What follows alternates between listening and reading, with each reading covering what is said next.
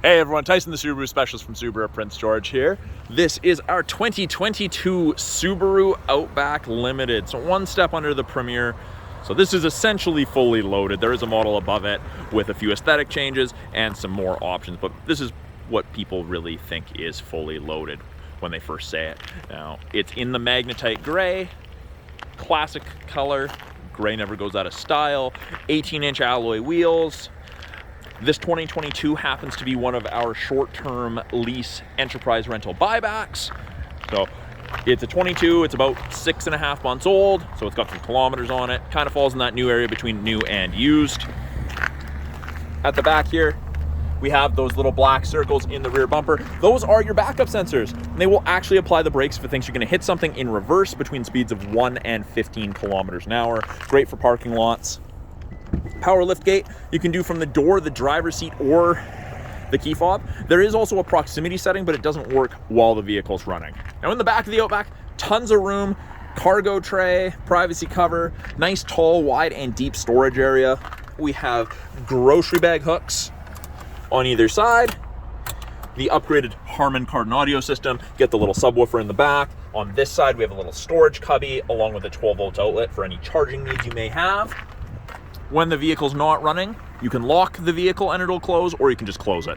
You can close the door by hand as well. You won't wreck anything because they're electric struts. All of the Outbacks in the lineup, with the exception of the Wilderness, come with these roof rails with the built-in crossbars. Tie-down points have been added to the front and rear, and then these just lift up, flip across, and lock in the hole there. The one on that side comes here. So you've got built-in crossbars that you can stow away when you don't need them. The only downside to them being adjustable like that is when it's icy out and freezes, it can be more difficult to flip them across. But that's not an overly common thing. In the back here, tons of headroom, lots of leg room. Taller people fit back here comfortably. The Limited is the black or dark charcoal, whatever color you want to call it. Leather interior. We have heated seats for the outer two seats, 2 USB ports to keep everyone connected, and vents out of the center console. And we're actually going to turn those on to get some airflow back here. Now, if there's only 1 or 2 passengers, the center armrest does fold down out of that third seat.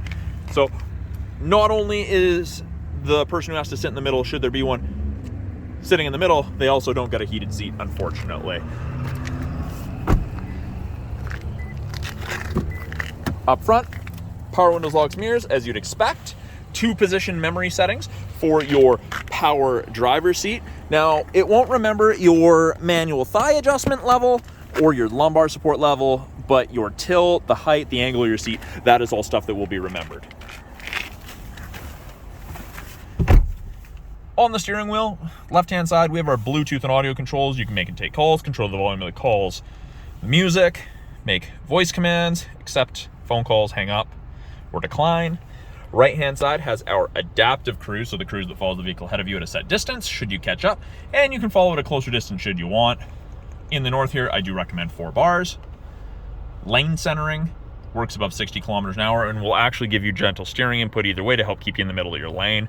Great for longer highway trips when you're maybe fatigued towards the end of your day of driving.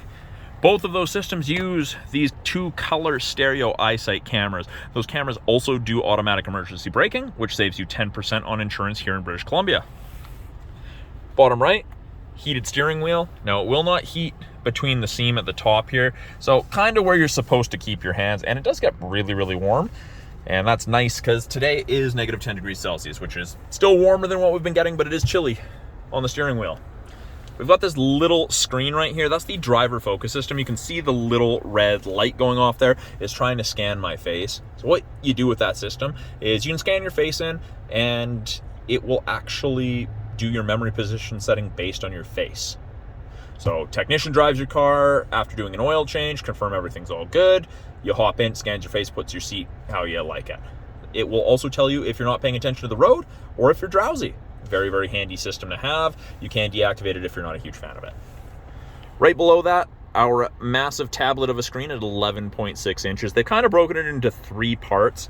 At the very bottom here, we have our climate controls. So it is dual zone climate control. We still have physical buttons on either side to adjust temperature, or you press, brings up the screen. I want 24.5. easy enough to do. I want to turn my heated seat down. Passenger sides, they still want it warmer. They touch it. Up you go.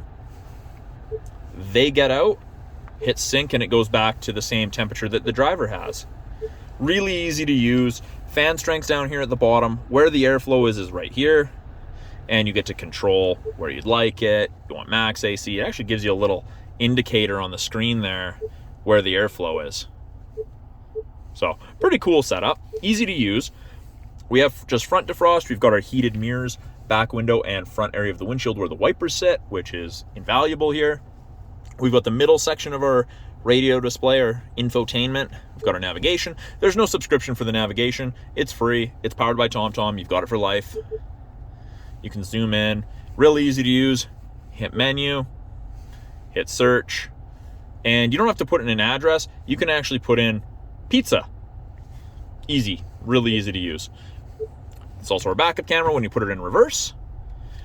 Rear assist braking's on, parking sensors are on, top of the bumper's right there, and you can actually clean the backup camera from inside the vehicle, which in the north here is great, especially in those slushy roads that we end up experiencing every spring. Covers the back of the vehicle. Then up top, we have this other portion. You can kind of scroll between it. So water temp, oil temp, water or calendar. You can change those widgets and settings if you want to look at something different. You want to look at the weather for the next 3 hours. You want to look at the speed limit. It's really easy to do. Kind of a blank screen. We've got what we're listening to. We've got navigation destination. So if you put a destination in your nav and then you go to the radio screen, this screen up top will tell you turn right 200 meters. Easy to use. And then X mode. So that's where you would engage X mode, which is like 4x4 low in a pickup. Most people are never going to need to use it. It's like 4x4 low for really, really rough stuff. It locks the all-wheel drive 50% power front and rear and only works up to 40 kilometers an hour. So it's low speed stuff. And so long as you're stopped, you hit on, there you go, it's engaged. Off, there you go. Simple. Down below the radio screen, we've got our electronic park brake. Pull up to turn it on. With your foot on the brake, push down. It's off. Got a wireless charger. White, letting you know it's active. When something's actually charging, that light goes blue. 2 USB ports for charging or music listening. And then we have an auxiliary for music listening. And there's a little bit of a light back there, which if you don't have this, it helps illuminate it a little bit better. Automatic transmission with a manual mode by pulling it towards yourself. You've got paddle for upshift, paddle for downshift. My favorite feature ever in any vehicle, auto dimming rear view mirror. This one has the compass built in along with the HomeLink system to hook your garage door openers up to. But the reason I like this, there's no switch to flick. It just automatically dims. Your side mirrors are the same and it's based off a light sensor. So if someone has their high beams on behind you, just dims. You don't have to worry about it. You're not going to get blinded. And then up above that, we have our SOS and our concierge / roadside assistance button. That's part of the My Subaru Connected Services trial. Then we have the sunroof control. It is a tilt and slide sunroof with a manual shade. So that's a brief overview of the 2022 Subaru Outback Limited. I'm Tyson, the Subaru specialist from Subaru Prince George. Talk to you guys soon.